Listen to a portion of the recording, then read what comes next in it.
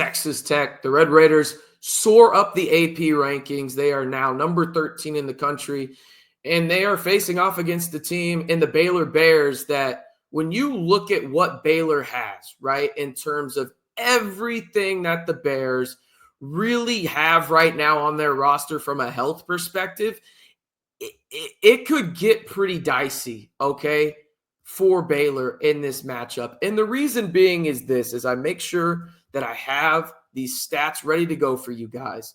Computer's acting a little wonky, but there's a couple of things here that we really just need to know from a basic understanding perspective for the Baylor Bears coming into this matchup, okay? First and foremost, we really don't know what they're going to look like from a health perspective. That's huge. Their star freshman, a guy that's probably at worst going to be a top 8 pick in the NBA draft this coming up summer in VJ Edgecombe, he may not play. Okay, he's got an ankle injury, and according to John Rothstein, a Baylor spokesperson told him that he is considered out for a while. There's no timetable, okay? So if they don't have him, how does that change things, right? We saw what they did against Kansas coming back and from a 21-point deficit. By the way, that was the largest deficit that Kansas has ever given up in terms of them leading a basketball game in their program history. And Baylor came back with no Roach. Edgecombe was hurt as well. You've got Omier there in the front court, but overall, they're hurting right now, our Baylor. So let's take a look at some of the things you need to know real quick in terms of really everything from the perspective of the odds, Here we go. As you can see, Texas Tech opened as an 8-point favorite. They are now to 7.5-point favorites with the total over-under set at an even 141. Okay, so that's pretty solid right there. I think that's a more than fair number. Baylor is still talented. Texas Tech, albeit hasn't looked its best at home, which is a bit perplexing considering how well they've looked on the road this year, being one of only, I believe, 4 teams in Power 4 basketball, or maybe just Division I basketball in general. I know it's at least Power 4. It might be D1. It has to be D1 because, well, St. Mary's is involved. So one of 4 D1 teams in the country that are undefeated on the road at this point in the season. So Texas Tech, again, you look at it, that's really where they're at from that perspective. And so you're going into this game favored. That's not a surprise, right? But who do we need to discuss from the Baylor perspective in this matchup for Texas Tech and the Bears? First and foremost, let's talk about the storylines as I get the stats for players on the screen and the team stats as well. Well, obviously, there's multiple storylines, right?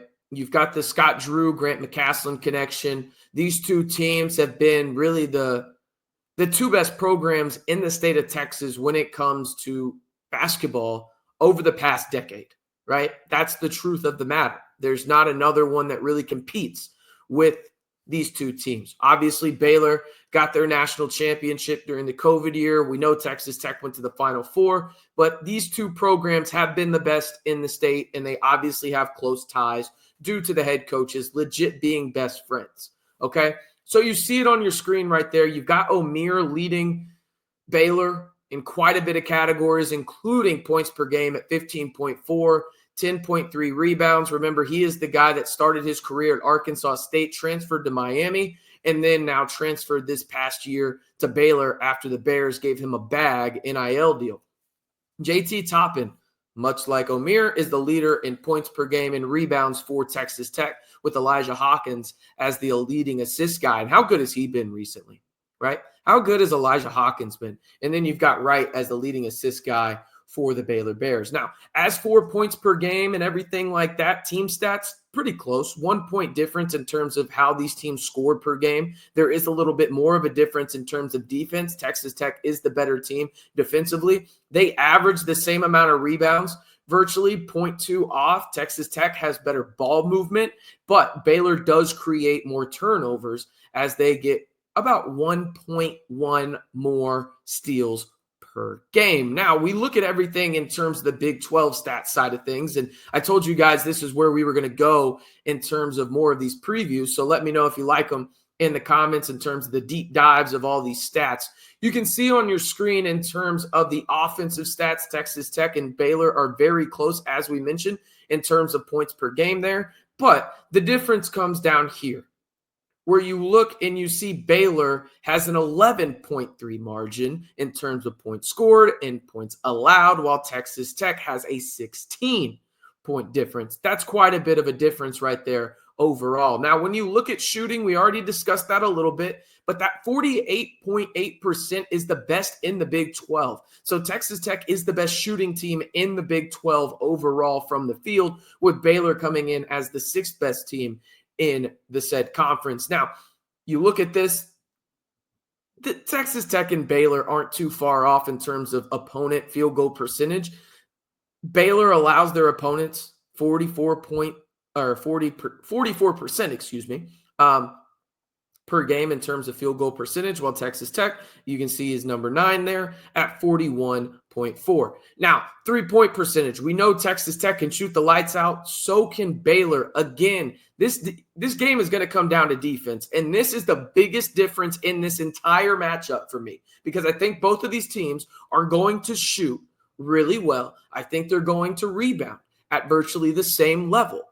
The difference in this game to me is that you think Texas Tech is bad at guarding the perimeter. Baylor's worse, okay? Baylor is the worst defensive team in the Big 12 when it comes to guarding the three-point line and the percentage they allow opposing teams to have at 35.8% per game.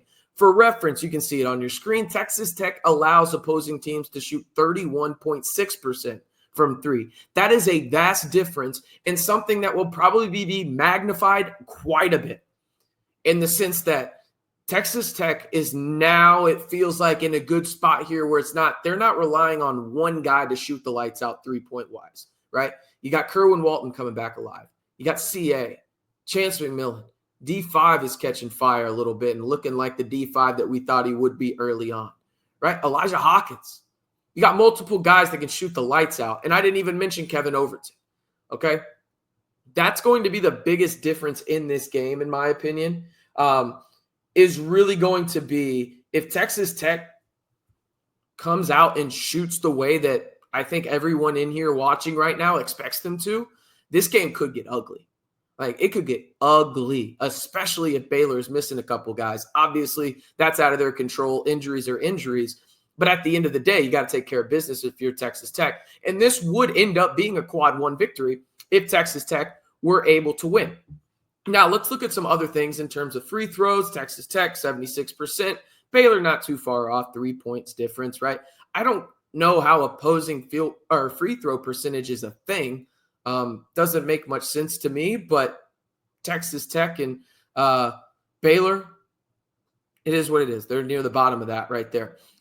Rebounding, though, again, Texas Tech, Baylor, virtually the same in terms of rebounds per game as a team. Now, the interesting part is the combined opponent aspect of this. And this number may not sound that vastly different, but 30.8 and 32.2 is vastly different, especially if those two rebounds difference are offensive rebounds and Baylor gets, a second chance opportunity, or same for Texas Tech, right?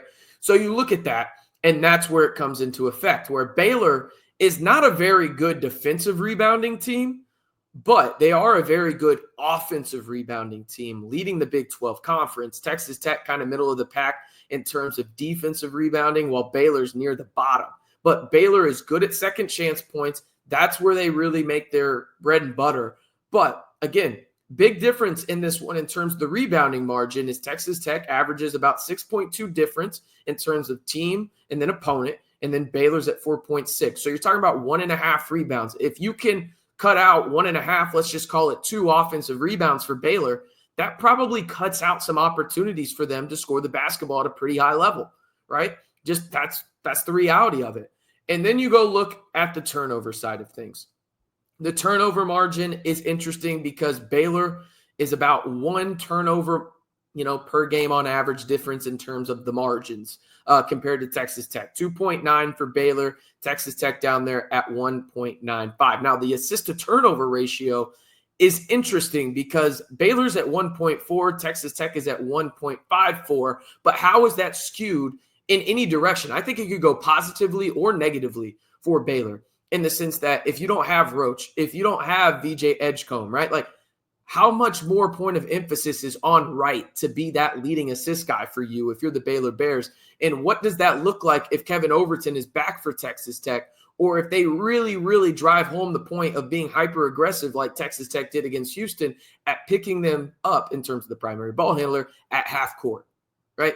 How does that change things? Because this assist to turnover ratio has been in large part built for Baylor with Jeremy Roach as their point guard, or VJ Edgecombe as a primary ball handler, right? Obviously, Wright is involved, but there's that as well. It's very, very interesting from that point of view. And again, I don't know if we'll know all of the injury side of things until the game,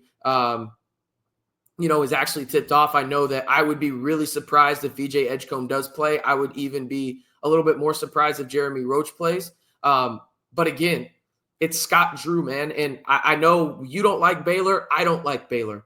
But at the same time, you got to give credit where credit's due. And Scott Drew is one of the best coaches in all of college basketball. He is going to have his team ready to play. Prime example is what happened last weekend for them against Kansas, where they were down 21 points at one point, fought and clawed their way back in their home pavilion where the cameras are on an angle that is just ungodly. Please change it, Baylor. Thank goodness Texas Tech doesn't play there this year. I digress. But they have that dog in them, right? Like Baylor fights, right? So that's one thing that I think is going to be imperative in this game too, is hopefully this isn't a letdown game for Texas Tech after that Houston matchup. I don't think it will be. I don't think that's built into the program with Grant McCasland as the head coach, but I also don't think, it's human nature, I should say, in the sense that it wouldn't surprise me if Texas Tech is looking ahead a little bit, right? Just from the standpoint of you have a game against Arizona that would be a top 20 matchup out in Tucson. And if you're Texas Tech and you win that matchup, then you're talking about really being in a position to maybe be a 2 seed in the NCAA tournament with the opportunities you have left on your schedule and how you built your resume in the Big 12 so far, right? It's funny. I don't really hear a lot of those non-con, believers anymore for Texas Tech. A lot of people are saying, oh, they're not going to do anything because the non-con. What are we doing here?